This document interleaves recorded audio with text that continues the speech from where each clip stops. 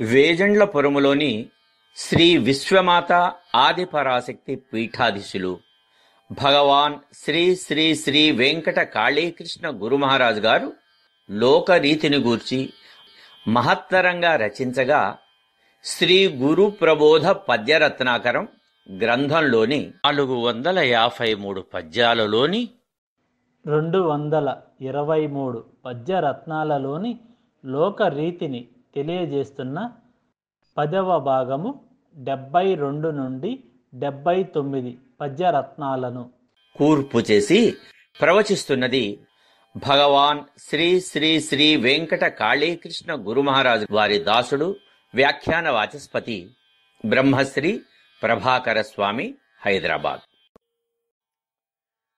పరుల కష్టబెట్టి బ్రతుకెడి బ్రతుకెల్ల చీటు కలగజేయు జీవులకును, పరుల కష్టబెట్టి బ్రతికెడి బ్రతుకెల్ల చీటు కలుగజేయు జీవులకును, కుట్టినట్టి చీమ గిట్టదా వెంటనే, కుట్టినట్టి చీమ గిట్టదా వెంటనే, కాళికాంబతనయా కనుము కృష్ణ.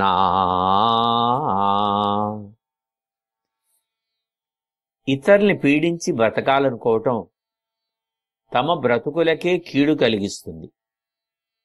చీమ మనిషిని కుట్టడానికి ప్రయత్నించి కుట్టినప్పుడు వెంటనే చనిపోతుంది అని గుర్తించాలి. లోకంలో ఎవరి కష్టం వాళ్ళు చేసుకుని ఎవరి బతుకులు వాళ్ళు బతుకుతుంటే ఎవరికీ ఎలాంటి ఇబ్బందులు రావు.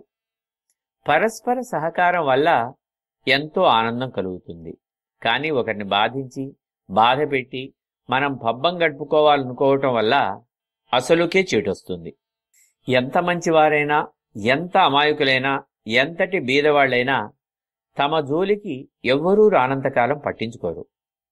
అలా కాక ఎదుటివాళ్లు అమాయకంగా కనిపిస్తున్నారనో వెనక ముందు ఎవరూ లేరనో భావించి వాళ్లని బాధించి నోరు కొట్టాలని ప్రయత్నం చేస్తే తప్పకుండా తిరగబడతారు.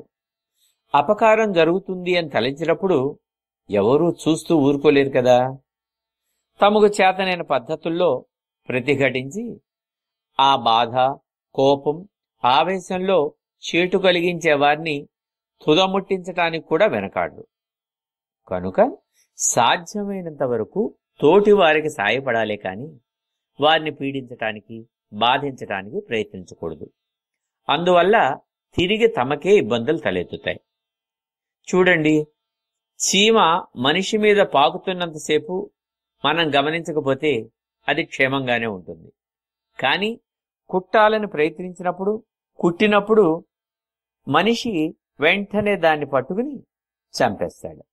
దీన్నే అసంకల్పిత ప్రతీకార చర్య అని కూడా అంటారు. ఇది అందరిలోనూ అంతర్గతంగా ఉంటుంది.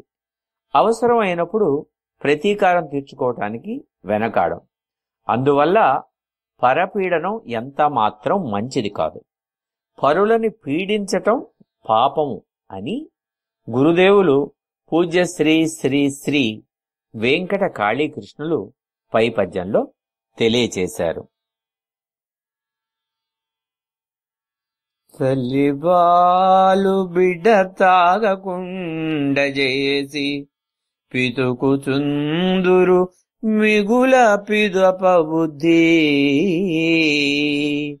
తల్లిపాలు బిడ్డ తాగకుండగా చేసి పిదుకుచుందురు మిగుల పిదప బుద్ధి, ధనము ప్రీతితోడ దయలేక ఉందురు, ధనము ప్రీతితోడ దయలేకయుందురు,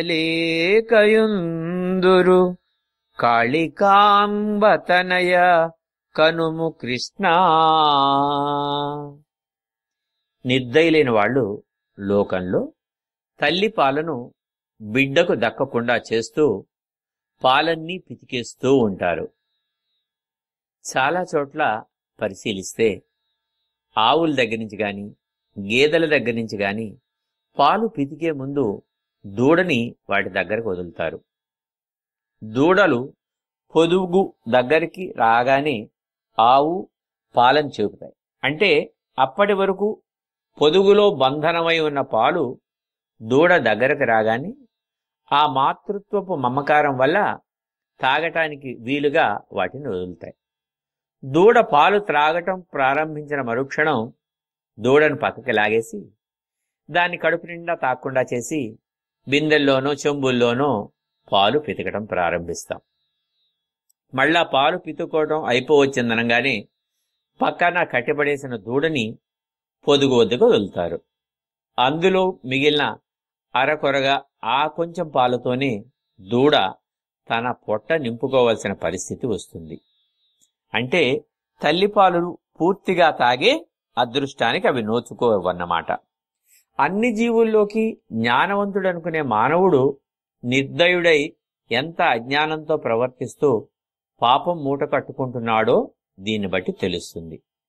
కేవలం వ్యాపారం ధనాశతో మాత్రమే పాలు తాగే దూడని బలవంతంగా లాగేసి చివరి చుక్క వరకు పాలను పిండుకుంటున్నాడు.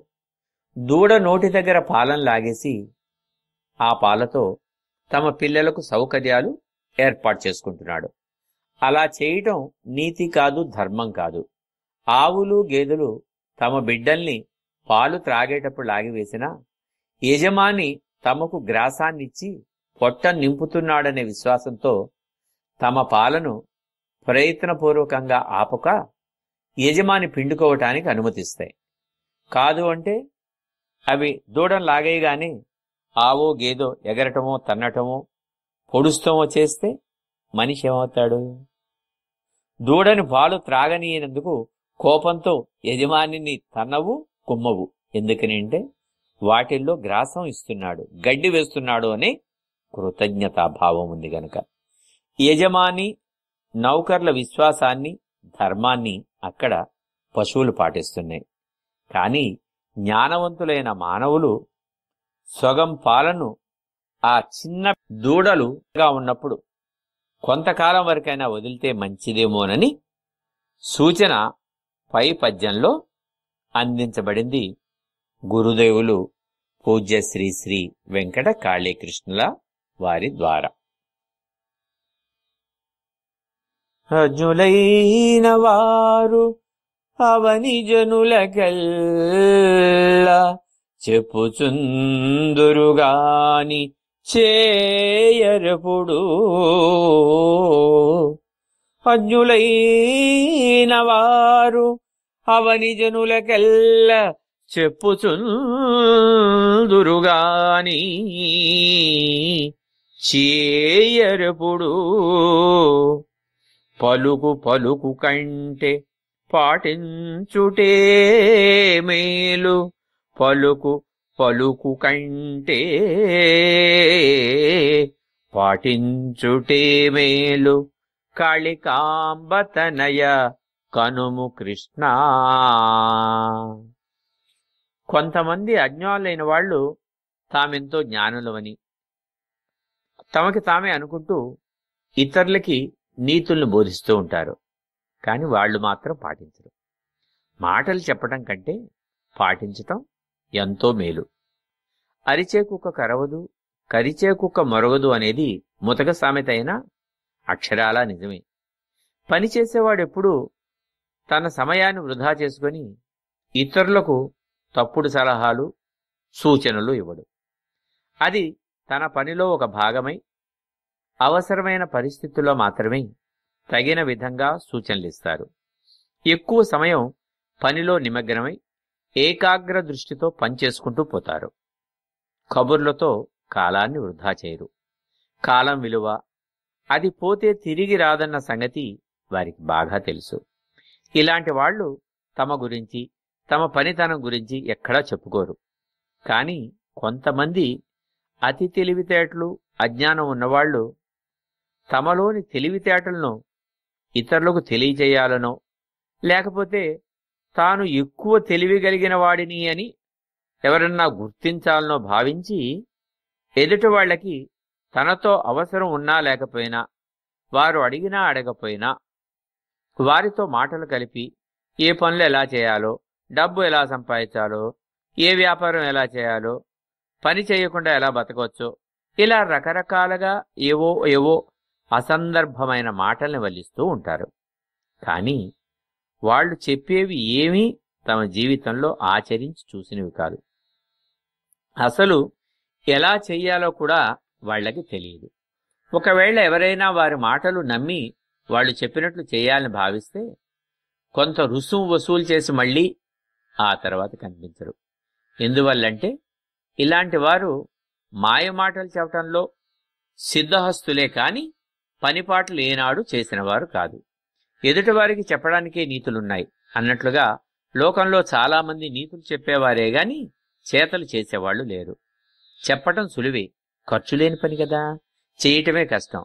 అందుకే ఇతరులకు చెప్పటం కాకుండా చేసి చూపించాలి, తాను పాటించి అందరికీ ఆదర్శప్రాయంగా ఉండాలి అని పై పద్యంలో గురుదేవులు శ్రీ శ్రీ శ్రీ వెంకట కాళీకృష్ణ వారు తెలియజేశారు. జగతి మేలు కోరి జలదములు కురియో, పరుల కొరకు చెట్లు ఫలములిచ్చు. జగతి మేలు కోరి జలదములు కురియో, పరుల కొరకు చెట్లు ఫలములిచ్చు. జనుల మేలు కోరి జగతిలో మెలగరా, జనుల మేలు కోరి జగతిలో మెలగరా. కాళికాంబతనయ కనుము కృష్ణ. లోకం మేలు కోరి మేఘాలు వర్షాలను కురిపిస్తాయి, ఇతరుల కోసం చెట్లు ఫలాలనిస్తాయి. అందువల్ల ఇతరుల మేలు కోరి లోకంలో మెలగటం మంచిది అని అవి మనకు సూచిస్తున్నాయి. దైవ సృష్టిలో అన్నీ పరస్పరం ఉపయోగపడటం, సహాయం చేసుకోవటం కోసమే తదనుగుణంగానే ఏర్పాటు కావించబడ్డాయి. ఒకరికి అక్కర్లేంది మరొకరికి అవసరమవుతుంది. మానవులు గాలిని పీల్చుకొని మళ్ళీ బయటకు వదిలితే దాన్ని బొగ్గు పులుసు వాయువు లేదు కార్బన్ డయాక్సైడ్ అంటారు. ఈ వాయువుని చెట్లు చేమలు పీల్చుకొని చక్కగా శుద్ధి చేసిన మానవుడికి ఉపయోగపడే ప్రాణవాయువును దాన్ని ఆక్సిజన్ అంటారు. దానిని ప్రకృతిలోకి వదులుతాయి. ఇది పరస్పర సహకారం. అలాగే చెట్లు మనం నీరు పోసి పెంచకపోయినా కొన్ని సందర్భాల్లో పోషించకపోయినా తన బలమైన వేళ్ళు అనే వ్యవస్థ ద్వారా, వేర్లు ఉండటం మూలాన ఆ వ్యవస్థ ద్వారా భూమి పొరల లోపల నీటి జాడలను తెలుసుకుని అక్కడి నుంచి చెట్టుకు నీటిని పోషణని అందిస్తూ పెరుగుదలకు సహాయపడుతుంది ఆ వ్యవస్థ. చెట్టు పెరిగిన తర్వాత తన నుంచి వచ్చే పువ్వులు, కాయలు, పండ్లు ఎవరికి ఏది అవసరమో కాదనకుండా తన దగ్గర ఉన్నంత వరకు ఇస్తుంది. బాటసారులకు పంచన చేరే అవకాశం ఇచ్చి చల్లని నీడను వారిపై పరుస్తుంది. ఇవన్నీ ప్రతిఫలాపేక్ష లేకుండా తాను ఎండలో ఎండుతూ ఎండలో ఉండి కూడా తన్ను చేరవచ్చిన వారికి నీడను మాత్రమే పంచుతుంది. పరుల సేవ అంటే ఇది. మేఘాలు వర్షించేటప్పుడు తమ దగ్గర ఇంకా ఏమీ మిగిల్చుకోకుండా ఆఖరి బొట్టు వరకు భూమిపైకి వలకబోస్తాయి. ఇదే అసలైన జనుల మేలు కోరి చేసే సేవ. మానవుడు కూడా పరులకి సేవ చేయటం కోసమే సృష్టించబడ్డాడని తెలుసుకోవాలి. పరోపకారం ఇదం శరీరం అన్నది కదా ఆర్యోక్తి. అలాగే పరోపకారార్థం ఇదం శరీరం అని కూడా చెప్తాం. అంటే మనం పరులకి సేవ చేస్తే ఆ పరులు కూడా మళ్ళీ ఇతరులకు సేవ చేస్తారు. ఆ ఇతరుల్లో మనం కూడా ఉంటాం గనుక పరస్పర సహాయం, పరస్పర సహకారం అందుతుందన్నమాట. పరోపకారాన్ని మించిన పుణ్యం లోకంలో మరేదీ లేదు. ప్రతి ఫలాపేక్ష లేకుండా ఇతరులకు చేసే సేవ నిస్వార్థమైనది, పుణ్యప్రదమైనది. ఎవరికీ చివరికి మిగిలేది ఏమీ ఉండదు. అందువల్ల స్వార్థం మరిచి విశ్వశ్రేయస్సుకు పాటుపడాలి. జగతి మేలుకోరే ప్రకృతిలాగా మనుషులు కూడా తమ ప్రవర్తనను మార్చుకోవాలి అని గురుదేవులు పూజ్య శ్రీ శ్రీ శ్రీ వెంకట కాళీకృష్ణుల వారు పై పద్యంలో తెలియచేస్తున్నారు. భక్తుడున్న చోట భగవంతుడే నిల్చు, పుణ్యభూమి అదియే పుడమిలోన. భక్తుడున్న చోట భగవంతుడే నిల్చు, పుణ్యభూమి అదియే పుడమిలోన. బుద్ధి శుద్ధమైన భూమి మంచిది అవును, బుద్ధి శుద్ధమైన భూమి మంచిది అవును. కాళికాంబతనయా కనుము కృష్ణ. భక్తి ఉన్న చోట భగవంతుడుంటాడు. నిజమైన భక్తుడున్న చోట భగవంతుడే సాక్షాత్కరిస్తాడు. దేవుడు సాక్షాత్కరించిన స్థలమే పుణ్యభూమి అవుతుంది. బుద్ధి కల్మషం లేనిదిగా ఉంటే లోకమంతా మంచిదే అవుతుంది. నిజమైన భక్తుడు అంటే మనసా వాచా కర్మణ అనగా మనస్సుతోనూ మాట్లాడే మాటలతోనూ చేసే పనులతోనూ దేవుణ్ణి స్మరిస్తూ లేదా దర్శిస్తూ వారినే స్ఫురణలో నిలుపుకుని లోకమంతా దేవుడిమయం, కర్త కర్మ క్రియ అన్నీ దేవుడే అని విశ్వసించే వాడు అని చెప్పుకోవచ్చు.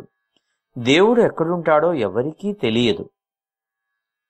సత్యలోకమని, విష్ణులోకమని, శివలోకమని, అమ్మవారైతే మణిద్వీపమని, ఇలా రకరకాల ఆవాసాల్లో ఉన్నట్లు చూద్దాం. ఇవన్నీ ఎక్కడున్నాయో ఏమో ఎవరికీ తెలియదు. అలా దేవుడు మనిషికి మనసు అనే దాన్ని ఒక వాహకంగా ఇచ్చి ఈ జగత్తునంతా సంక్షిప్త రూపమైన మానవునిగా చేసి ఆ దేహంలో లోకంలోని విశేషాలన్నిటినీ నిగూఢంగా అమర్చాడు. జగత్తునంతా ఆవరించి ఉన్న పంచభూతాలు మానవ దేహ నిర్మాణంలోనూ ఉన్నాయి. పృథివీ ఆపస్తేజో వాయురాకాశమేవచ అని చెబుతుంది వేదం. ఈ ఐదిటితోనే మన మానవ దేహ నిర్మాణం జరిగింది. మానవ దేహమే కాదు, సర్వజీవుల దేహ నిర్మాణం కూడా ఈ పంచభూతాత్మకమయ్యే ఉన్నది అని చెబుతారు పెద్దలు. లోకంలో అన్ని విశేషాలను కూర్చున్న చోటి నుంచే మనసుతో దర్శించుకోవచ్చు. అదేవిధంగా మనకిష్టమైన దేవుణ్ణి మనం దేవలోకం వెళ్లకుండానే మనసులో ప్రతిష్ఠించుకొని తనివి తీరా దర్శించుకోవచ్చు. ఆ దేవుడు లేదా దేవత యొక్క రూప వైభవాన్ని తిలకించుకుంటూ జీవితాలని తరింప చేసుకోవచ్చు. స్థిరమైన బుద్ధి, కల్మషం లేని మనసు ఉండి మనసులో దేవుని రూపాన్ని ప్రతిష్ఠించుకొని ఆరాధిస్తే ఆ దేవుడు దేవలోకం నుంచి వచ్చి ఆ భక్తుని మదిలో కొలువై ఉంటాడు. అలా భగవంతుడు భక్తుని మదిలో కొలువై ఉన్న ప్రదేశమే పవిత్ర స్థలమవుతుంది. ఇప్పుడు లోకంలో పవిత్ర స్థలాలుగా పేరుగాంచిన క్షేత్రాలన్నీ ఈ విధంగా భక్తుల కోసం భగవంతుడు వచ్చి కొలువైన ప్రదేశాలేనని మనం భావించవచ్చు. భగవంతుడు ఎక్కడ ఉంటే అదే పుణ్యభూమి. దానికి కారకుడు మానవుడే. అందుకోసం భక్తులు తమ బుద్ధిని పరమ పవిత్రంగా, కల్మషరహితంగా నిరంతరం ఉంచుకోవాలి. స్వచ్ఛమైన మంచినీరు ఎంతకాలమైనా తాగటానికి యోగ్యత కలిగి ఉంటుంది.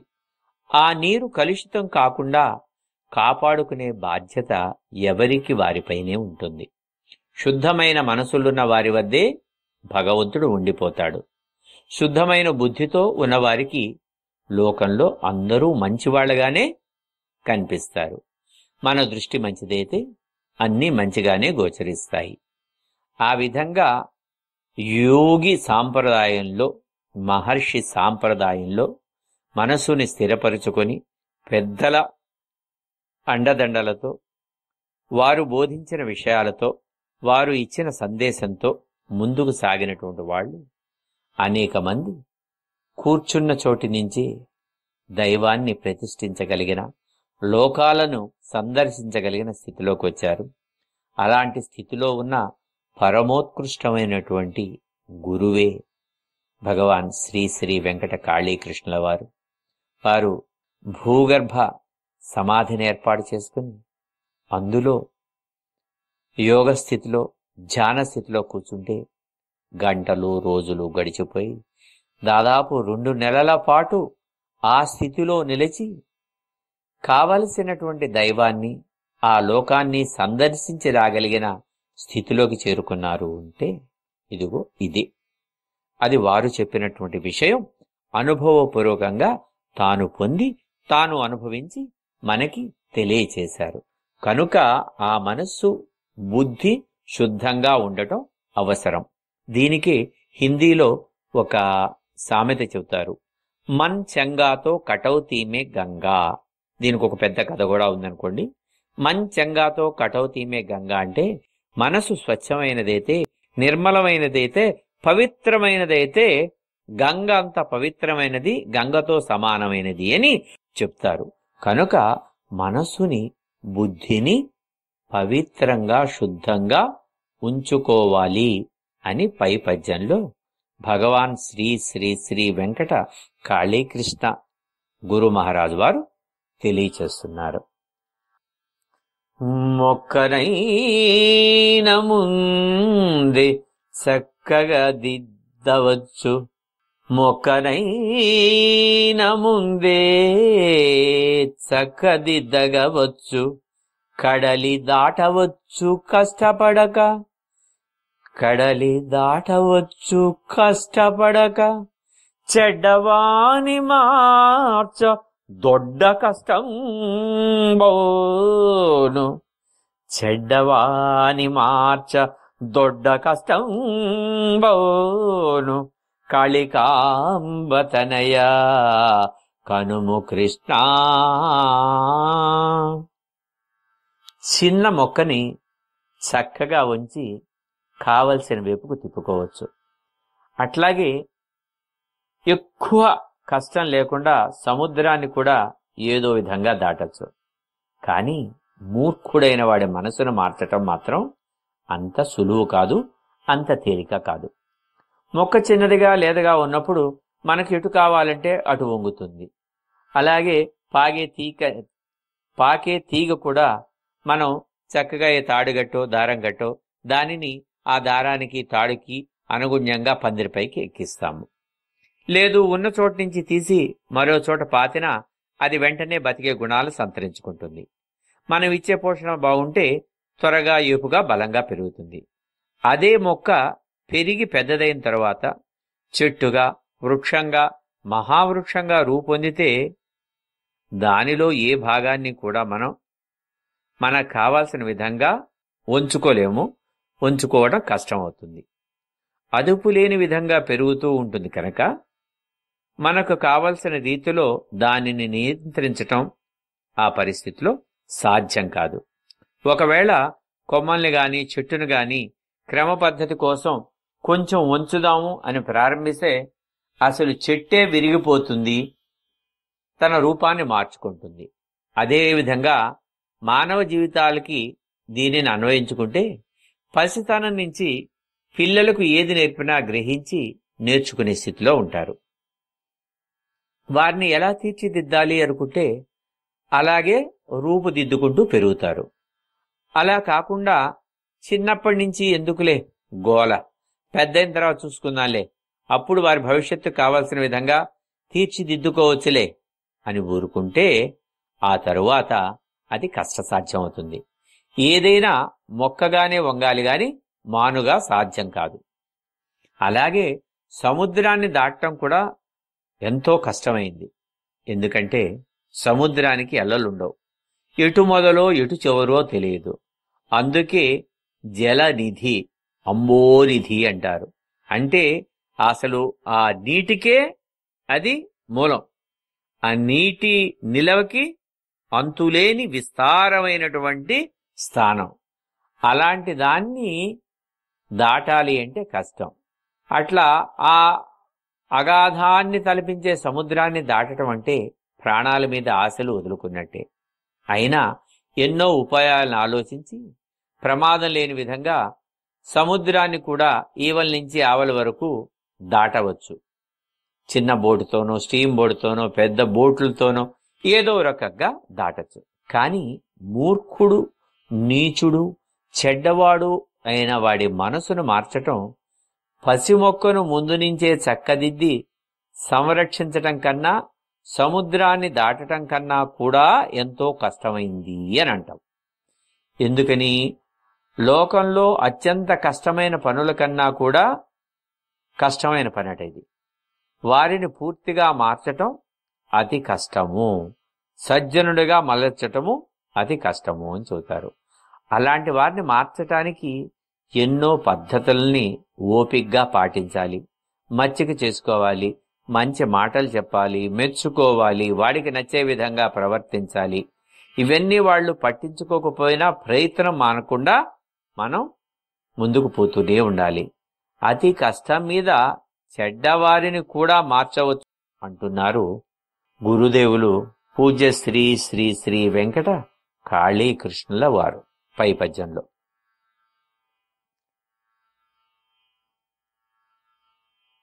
కష్ట సుఖములందు కలిమిలేములయందు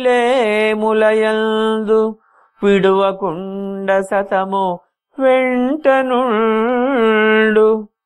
కష్ట సుఖములందు కలిమిలేములయందు విడువకుండ సతము వెంటనుండు. వాడే సఖుడు నిజము వసుధలోనెప్పుడు విడువకుండ సతము వెంటనుండు. వాడే సఖుడు నిజము వసుధలో ఎప్పుడు. కాళికాంబతనయ కనుము కృష్ణ.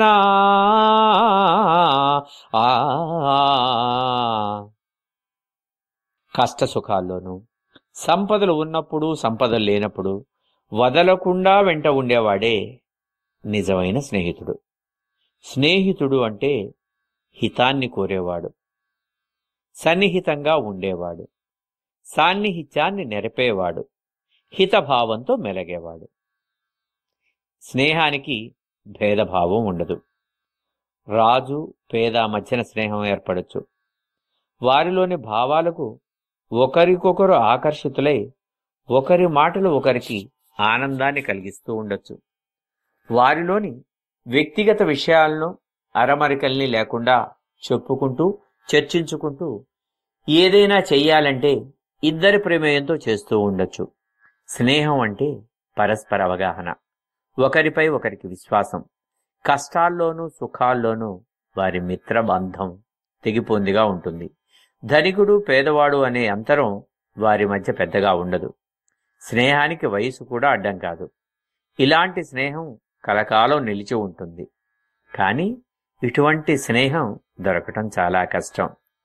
మార్గదర్శిగా ఉండి అడుగడుగునా అణువణువునా తోడుగా ఉంటూ జీవితాంతం వదలైనటువంటి మిత్రుడు దొరకటం అతి కష్టం. 100కి 1,000కి ఎవరో మాత్రమే దొరుకుతూ ఉంటారు. మిగతావన్నీ కూడా స్వార్థ ప్రయోజనాలు తీర్చుకోవటానికి, అందుకోసం తగిన వ్యక్తిని వెతికి అతనితో స్నేహం నటిస్తూ పనులు పూర్తయ్యే వరకు ఏదో విశ్వాసంగా కనిపించి, పనులు పూర్తయిన మరుక్షణం వాళ్లతో ఇంకా లాభం ఉండదని గ్రహించి వారిని వదిలి వేరే వారితో స్నేహంగా ఉంటారు. ఇది స్వార్థంతో కూడుకున్నటువంటి స్నేహం. వారితో కూడా స్నేహానికి వీరే ఆదర్శమా అనేలా తమ మిత్రత్వాన్ని కొంతకాలం కొనసాగిస్తారు. కానీ ఏదో చిన్నమాట తేడా వచ్చేసరికి బద్ధ శత్రువులై అప్పటి వరకు తాము ఎంత గొప్పగా కలిసిమెలిసి ఉన్నాము అనే విషయాలను కూడా మర్చిపోయి వేరే మార్గాలు చూస్తారు. ఇలాంటి స్నేహం కూడా అవసరార్థం చేసే స్నేహం లాంటిదే గాని నిజమైన స్నేహంలో అంతరాలు ఉండవు, ఉండకూడదు. ఉంటే అది నిజమైన స్నేహం కాదు. దీనికి శ్రీకృష్ణుడు కుచేలుని కథే ఆదర్శం. గంపెడు పిల్లలతో కటిక పేదరికంలో కడు బాధలు పడుతూ తన చిన్ననాటి గురుకులంలోని స్నేహితుడైన శ్రీకృష్ణుని దర్శించి దీనస్థితి చెప్పుకోవాలని కుచేలుడు కట్టుకోవటానికి సరైన అంగవస్త్రం కూడా లేని స్థితిలో కృష్ణుడి దర్శనార్థం వెళ్ళినప్పుడు శ్రీకృష్ణ పరమాత్మ కుచేలుని చూసి అమిత ఆనందభరితుడై కౌగిలించుకుని తోడ్కొని వెళ్లి తన సింహాసనంపై తనతో పాటు కూర్చోబెట్టుకుని తన భార్యలకు రాణులకు పరిచయం చేశాడట. శ్రీకృష్ణుడికి కుచేళ్లులోని మిత్రుడు కనిపించాడు కాని ఆయన ధరించిన చింకిపోయిన బట్టలు కాదు. కృష్ణుడు తన మనసును కుచేలుని మనసుతో కలిపి చూశాడు, బాహ్యంగా ఉన్నప్పుడు కాదు. ఇదే అసలైన స్నేహం. రాజు పేదకు మధ్య కుదిరినా, నారాయణునికి నరునికి మధ్య స్నేహం ఉన్నా ఇలాంటి స్నేహమే లోకంలో ఆదర్శవంతమైన స్నేహంగా నిలుస్తుంది. ఇది ఒక రకంగా చెప్పాలంటే ఆధ్యాత్మిక భావంలో చెప్పే త్వమేవాహం త్వమేవాహం, నువ్వే నేను నేనే నువ్వు అని చెప్పే మైత్రి.